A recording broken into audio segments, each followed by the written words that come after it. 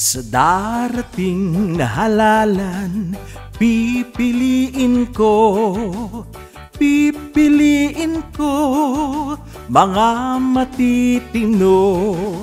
De Angelo Bam Aquino, Kiko Mendoza Espirito, Brosas at Franz Castro, dalhin sa Senado. Sina Bato, Aimee at Bongo, kasama ang mga trapo. Kasama ang mga trapo, wag na nating iboto. DDS ni Duterte, di na mapakali. Sila ay mayayari dahil bagsak na kanilang hari.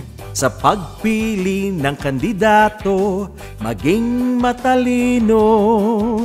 Isipin ang hinaharap, wag iboto ang mga kurap.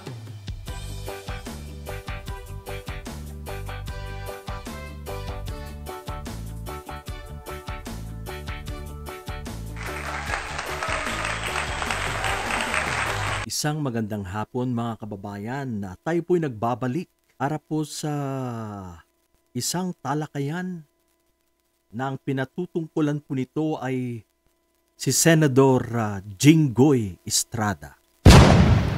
Alam niyo mga kababayan, itong si Senador Jinggoy Estrada, lately talagang pinapakita niya ang kanyang pagsuporta sa pamilyang Duterte, mga kababayan. Bago po tayo magpatuloy, gusto ko pong i-shoutout ang ating kaibigan sa Davao de Oro, walang iba po, si Mar Ekling. Yan po ang ating kaibigan. Kumusta ka, Mar? Pagpatuloy mo lang ang iyong mga plano sa buhay. Alam ko magtatagumpay ka, kaibigan. Ganun na rin, belated happy birthday sa ating kaibigan na si Paring Balls, ang ating official barber. Yan eh. Itong si Paring Balls, mga kababayan, si Rex Soriano, dyan po sa Nagilian LU. Belated happy birthday. Shoutout sa iyo at ganun na rin sa iyong mga kapamilya. Alright, so ipagpatuloy po natin. At lumalabas nga po, lately pinapakita ni Jinggoy Estrada ang kanyang pagka-Duterte, mga kababayan. If you still remember, mayroon pong hearing sa Senado na kung saan dumalo po si former Senator Leila de Lima. At nakitaan po natin ng pagkabayas nitong si Jinggoy Estrada, mga kababayan. Imbes na i-focus niya ang issue sa pinag-uusapan, binanatan po niya, inatake niya ng inatake ang former senator na si Leila de Lima. Maliwanag ang kanyang kulay, siya po ay maka-Duterte.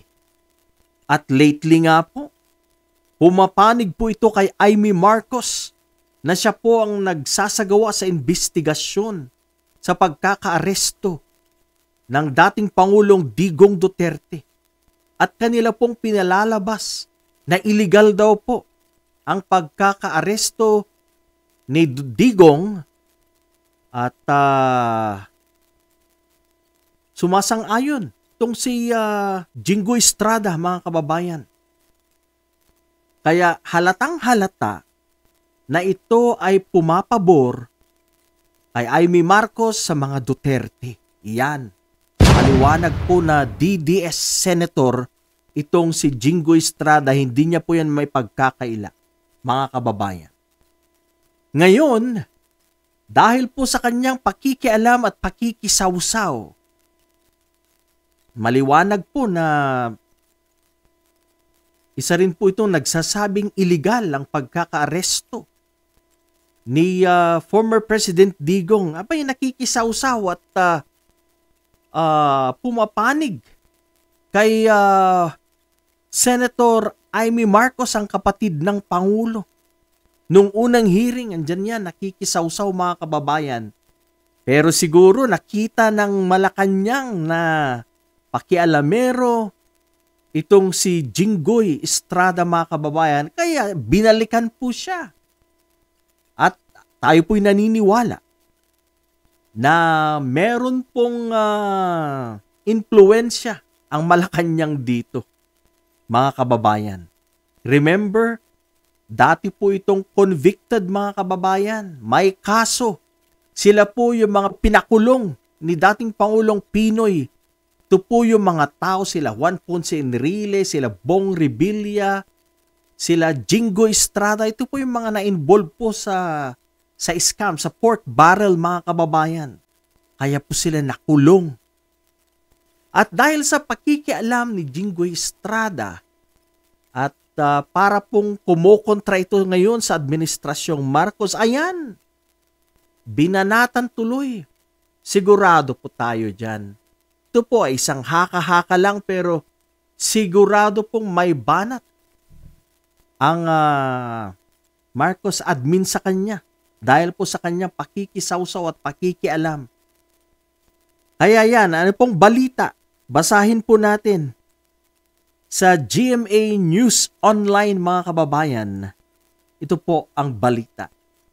Ang headline, Sandigan Bayan denies Jinggoy bid to dismiss graft charges over pork barrel funds. Yan. Wala po. Binasura ng Sandigan Bayan yung kanya pong plea o bid to dismiss graft charges against him. Iyan ang napala ni Jinggoy Estrada sa kanyang pakikialam at pakikisawsaw sa issue po ng pagkakaaresto kay Digong Duterte. Basahin po natin, the Sandigan Bayan has denied Senator Jinggoy Estrada's appeal to junk the 11 counts of graft filed against him in connection with the alleged misuse of 183 million pesos of the lawmakers' discretionary public fund or pork barrel. In a 99-page resolution, the anti-graft court said that the testimonies of prosecution witnesses and Janet Lim Napoles, employees Ben-Hur Luy, Marina Sula, and Merlina Sonyas establish how Estrada's Priority Development Assistance Fund or PDAF was diverted to Napoles-run non-government units which serve as project implementers of fictitious government projects. Yan po mga kababayan. So ano na? Ano nang napala ni Senator Jinggoy Estrada sa kanyang pakikialam at pakikisawsaw kay Amy Marcos sa kanilang hearing na ang intensyon ay para palabasin na nagkamali ang administrasyong Marcos, na iligal ang administrasyong Marcos sa kanilang pagka-aresto kay dating Pangulong Digong Duterte. Yan po ang napapala ng pakialamero. Maliwanag mga kababayan na itong si Jinggoy ay nakialam. Kaya yan. Maliwanag mga kababayan. Kaya nako, may bumabalik na namang karma kay Jinggoy Estrada. Nakalaya na nga noon, pero ngayon meron pa palang mga kaso. Marami pa palang natitirang kaso na dapat niyang isettle. Unfortunately, dahil po sa kanyang pakikialam, ayan na. Wala po, na-junk ang kanyang plea, na-junk. Wala. Kaya tuloy, ang sabi ng Sandigan Bayan, tuloy ang kaso. Ayan, delikado po mga kababayan itong si Senator Jinggoy Estrada dahil po sa kanyang pakikialam. Huwag po nating kalilimutan na of course, maimpluwensya ang administrasyon dahil sila po ang nakaupo. Huwag nating kalilimutan yan. Pero mga kababayan, kung babalikan at babalikan po natin ang pagkakaaresto, wala pong problema.